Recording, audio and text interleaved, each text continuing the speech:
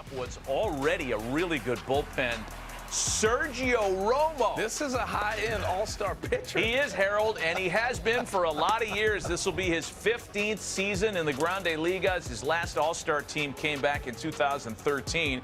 He's got a bunch of World Series rings from his time with the Giants and is still getting people out. I wouldn't think that Seattle would be tweaking an already really good bullpen, but this is Jerry Dipoto we're talking about. Yeah. And he never met a tweak he didn't like. You know, Romo's so interesting to me because in today's age, okay, guys can jump up on 95 and they're swinging out of their rear end to go bridge. I don't know how many people actually will be willing to sit on that slider that Romo has because it's coming.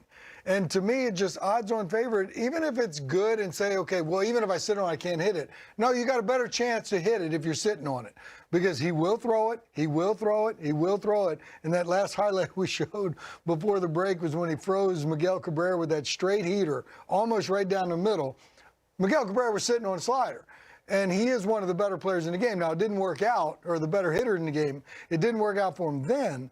But, boy, when you know it's coming, you figure your chances have to increase a little bit, don't you? Yeah. I'm going to look for it. I'm going to look for it, but he's going to throw it. Yeah, I want your take, and I want Keith's take on this, too. If Seattle has done enough to really make it a division race because, you know, Houston's the team to catch.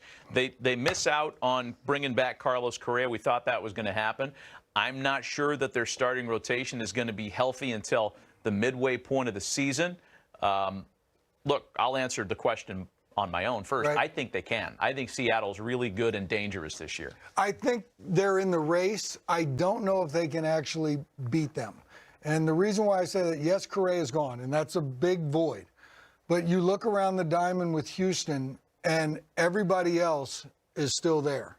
They just made it to the World Series. Again, they've been there kind of often in these past so many years, but everybody else is the same.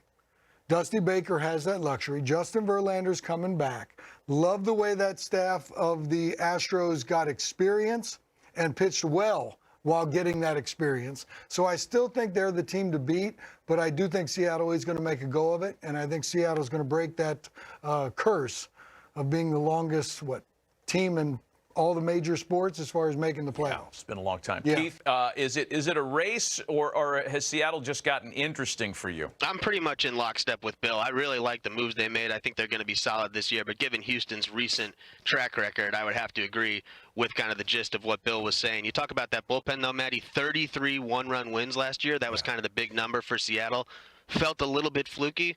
With the moves they made this year and just the quality and quantity of arms they have in the bullpen, maybe a little bit more a legitimacy under that performance in close games this year. It's interesting how I think Seattle is trying to win in a similar way that the Angels are trying to win, and that is to say, all right, look, if we don't have the starting rotation depth, and I don't think anybody thinks that those are really deep starting rotations, let's beef up the bullpen to where the modern game becomes an advantage for us. And Seattle already has a great bullpen. And it's interesting that because they play in the Pacific Northwest and their home start times are at 10:10 p.m. Eastern time, a lot of people out here in the East have no idea who Paul Sewald is, who Casey Sadler is, Drew Steckenrider. They've got some really good arms there. And I think they win the close games, and it's not fluky. So I think it's going to be a great race. Let me jump one more point out there, because in the highlight, Kelnick got a base hit to left field. So the moves they made, position player-wise and everything else, I think a lot's going to revolve around Jared Kelnick. He was a 6th overall pick by the Mets, I believe, several years ago. They traded him away. That guy can play. I'm a big fan, and I want to see him play up to his capabilities. And if he does what I think he can do, Seattle's going to be right there with Houston to the end. I don't know if they can pass him, but Kelnick's going to be a key for them moving forward. It's a better race than I think people understand is going to happen. That's fun. Let's take a